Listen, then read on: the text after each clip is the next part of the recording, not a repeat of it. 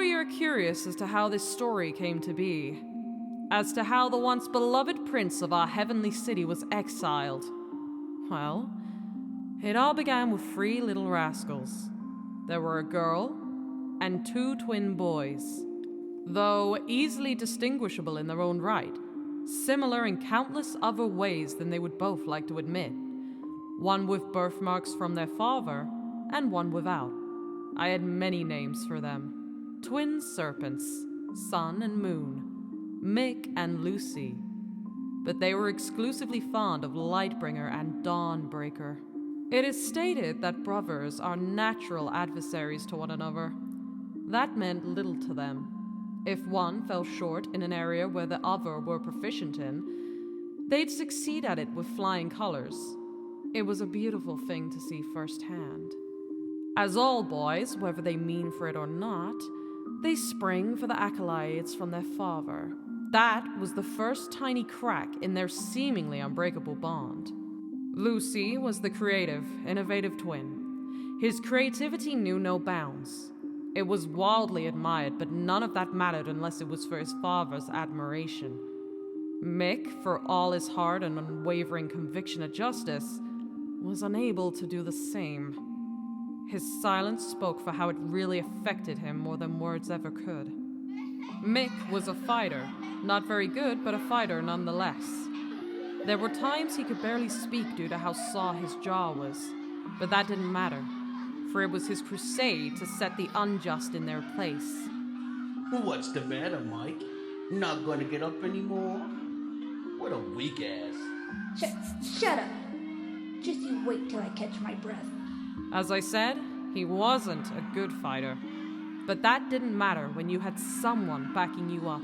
Back off, you bunch of doofuses. Oh, look. It's a 2-for-1 special. One even comes in half price. Don't hurt yourself too much, funny guy. Lucifer, what are you? Ain't it obvious? I came to help a brother out, but you shouldn't be here. Father will be furious if you found out you were hurt. I'll worry about the old man later. You're my brother, Mick, and I'll always have your back. No matter what. Those words were etched into their brotherly history. To Michael, those words were like gold to him. To know that no matter how things seemed between them, they'd have each other's backs. We should wrap this up quick, though. Mom's making lamb chops tonight. Let's do it.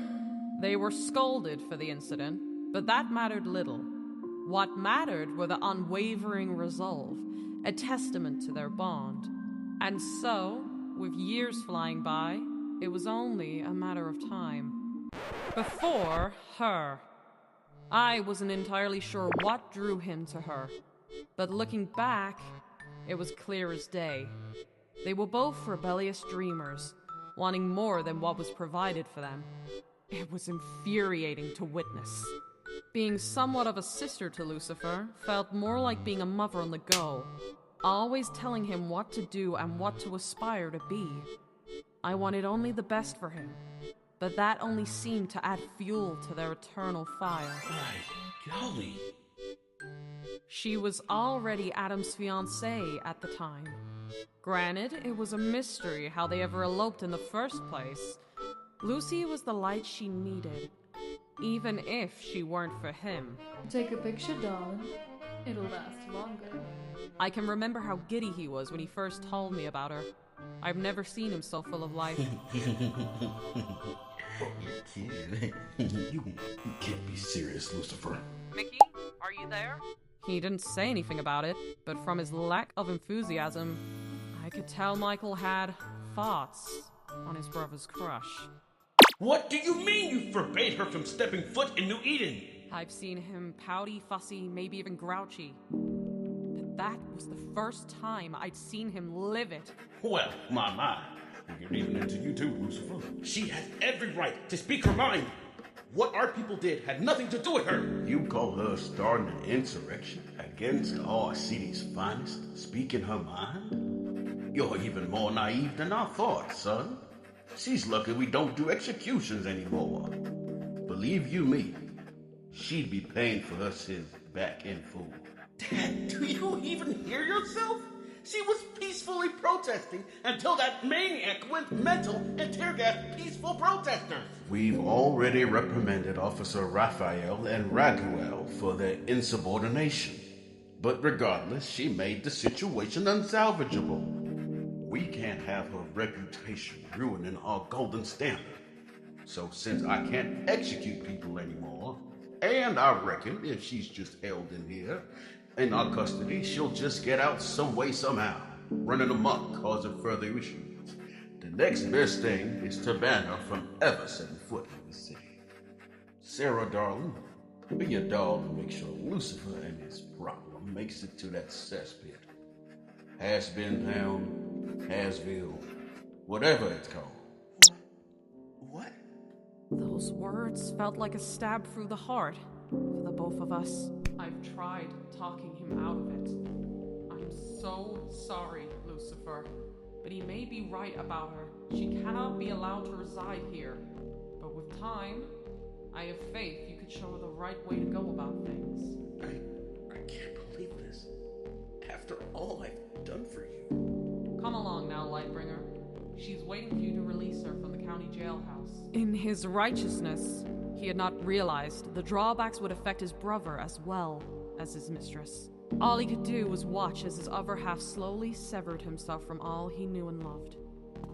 Watching him leave was hard on me. The bright light our lives had were now dimmed, barred off, never to set foot in our kingdom again. Unbeknownst to us, his tenacity, his will to inspire, he took with him and started anew. With his wit, he climbed up the social ladder of a city of misfits, the morally questionable.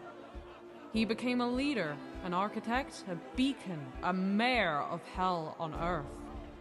You know, Yes, dear? Is something the matter? it's been 2 weeks since you came into our lives, and yet no name to accompany her. Any idea as to what it should be? Oh, well, I do have a couple. Lucille, Delilah, Matula, maybe even Charlotte? There's a good one. And with the addition of an heiress, the Morningstar family bloomed with a darling little lamb, Charlie. I've heard a thing or two about a new establishment in, HAZVILLE, with a charming yet somewhat dim-witted owner/hostess. I never would have dreamed it would have been her. Sarah! Can this wait? This is my downtime, Emily. We've been invited to participate in the kickball tournament by this charitable lady named Charlie Morningstar! Come again? This event is open to all, even those from New Eden City. We can't wait to see you all there. Morningstar? Can it be? She was the link to a broken chain she had no idea of. This was the opportunity of a lifetime. Unfortunately, I'm not interested. Send Lucifer and his child my regards. some of us were too busy to see it for what it was. Seeing her in person, it was like seeing Lucifer as a child all over again. Warm-spirited, welcoming to a fault, and an overabundance of joy. A ray of sunshine for all to witness. And then there were him. I've longed to tell him how much I've missed him, how his light has never truly faded. But seeing him, his warmth was gone. And in its place, a self-reclusive moron, too stubborn to make things right at home. Right with us. With him. Lightbringer. Hey, bitch! As of recently, I'm beginning to wonder if it were a mistake even coming here. I mainly did it for the chance of healing a wound left unchecked for far too long. That, and good optics. Now, I'm just here for Emily. She seemed really keen to be in attendance. Nevertheless, I am here as a spokesperson for the New Eden Boring. Cheesy Pete lady, you sure know how to talk a gal to death. I honestly forgot I was speaking out loud. Forgive me, I tend to rant. May I ask what your name is? You can call me Mimzy doll. Just don't call me Lady Boca. You got a full nutcase. You know that? You should see one of those feelings doctors or something. I'm sorry, feeling doctor? You mean therapist? Whatever you preppy people call them. I would have become one myself, you know. But I had a fella that sold me a dream of being a dancer. Had a good run. Then a friend of mine gave me an offer of being the desk jockey. It ain't glamorous, but it pays the bills. Who needs a man, am I right? The Bulbasaur is right, Sarah. This rambling shit is something you really need to get checked out. I don't get paid enough for this shit. Adam, aren't you supposed to be on guard instead of passing judgment to your boss? That's what Danger Chits is here for. She can hold down the fort anyhow. But after listening to all of that, I think I'm gonna go back to being on duty. Laters. Who you calling whore, dickface? You should have started off by saying you had such a hottie as a bodyguard. I'll give you my number for him, okay? You be doing this gal a solid for listening to your stupid trauma dump session. Maybe Michael had the right idea about skipping out on this event. Hey guys, thank you for watching and supporting. This is Rose, and I've been doing the voices of Cherry and Lutz. Let me try again. I can't wait to see what's next. I'm just gonna use this one. Follow and support all the voice actors involved, and don't forget to show support on all other platforms, including Kelsey, who's been just rocking it out this whole time. Until next time, I don't fucking know, piss off, I guess. Hey everyone, what's up? I'm Nightfall Batman, the voice of Adam, or as I like to call him, Douchemaster, and now the voice of Ethan. Thank you all so much for watching and supporting the project this far. Cal put a lot of work into it, and we love doing the voices.